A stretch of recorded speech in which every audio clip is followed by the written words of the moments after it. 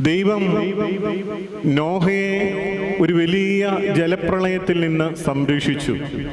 ദൈവം പറഞ്ഞതനുസരിച്ച് പെട്ടകം പണിതു. എല്ലാ ജീവജാലങ്ങളിൽ ആണും പെണ്ണുമായി എല്ലാത്തിനെയും നോഹ പെട്ടകത്തിൽ കയറ്റി. ജലപ്രളയം കഴിഞ്ഞു. നോഹയും മക്കളും വെളിയിലിറങ്ങി. പക്ഷിമൃഗങ്ങളും വെളിയിലിറങ്ങി.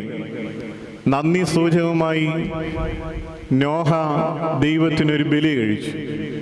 അവിടെ വളരെ വിശദമായി പറയുന്ന ഒരു കാര്യമുണ്ട്. തന്റെ പെട്ടകത്തിനകത്തുണ്ടായിരുന്നതിൽ വിശുദ്ധിയുള്ള പക്ഷിമൃഗാദികളിൽ ചിലതിനെ എടുത്ത് നോഹ യഹോവയ്ക്ക് ബലി കഴിച്ചു. ഈ നോമ്പിന്റെ അനുഭവത്തിൽ നമുക്ക് വേണ്ടത് വിശുദ്ധിയുടെ അനുഭവമാണ്. നമ്മൾ പറയുന്ന ഒരു വാക്കും നമ്മുടെ പ്രവൃത്തികളും ചിന്തകളും ഒക്കെ നമ്മെ മലിനപ്പെടുത്തുകയാണ്.